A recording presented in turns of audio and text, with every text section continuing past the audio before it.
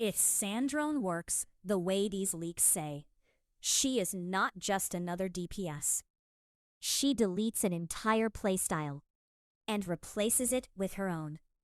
And the scary part is, most players will realize this too late, because everything about her looks familiar. Laser gameplay, hold to deal damage, sustain pressure. Yeah, it screams Neuvillette, but here's what nobody is saying clearly. She is not Neuvillette. She is riskier, more restrictive, and potentially way stronger. So before you lock your pulls for 6.7, I want you to make a choice right now. If you're even thinking about pulling Sandrone, subscribe. Because the moment beta drops, this entire decision flips, and I'll break it down instantly. Now let's get into what actually matters. Now here's the thing. Let's anchor the confirmed info first. Sandrone is leaked as a Cryo Claymore main DPS. That alone breaks expectations. Most people assumed Catalyst. Her entire kit revolves around a new reaction, Stellar Superconduct. When triggered, it creates a field.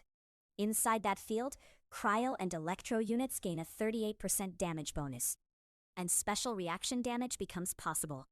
This is not just theory.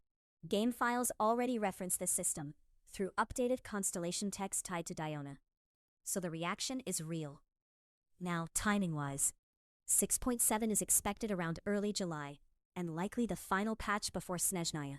That means this is your last major pull decision before the Tsaritsa. Real talk, this is where most players mess up. They see laser DPS and assume easy value. But Sandrone is not plug and play. She demands specific teammates. You need consistent Electro application. That's why Fischl is being pushed in leaks, because she applies Electro constantly. Columbina is expected to buff her damage. And here's the big shift. Bennett might not work, because Pyro breaks the Cryo plus Electro interaction. So now you're building a team without one of the strongest supports in the game. That changes everything. Also, there's a leak saying she might release under a different name, and with a softer personality.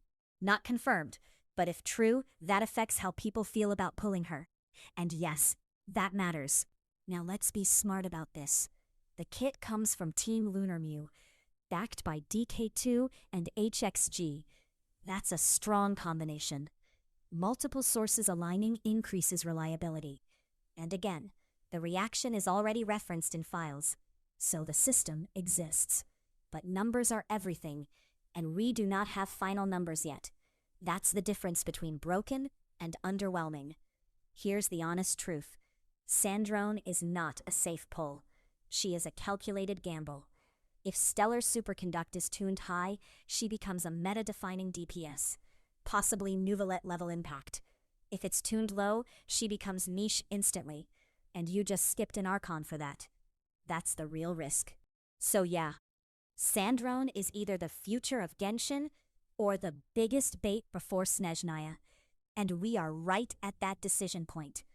If you want the fastest updates when beta drops, subscribe right now, because I'm tracking every change, and I'll tell you exactly when she goes from risky to must pull. Don't guess your primogems. Make the right call.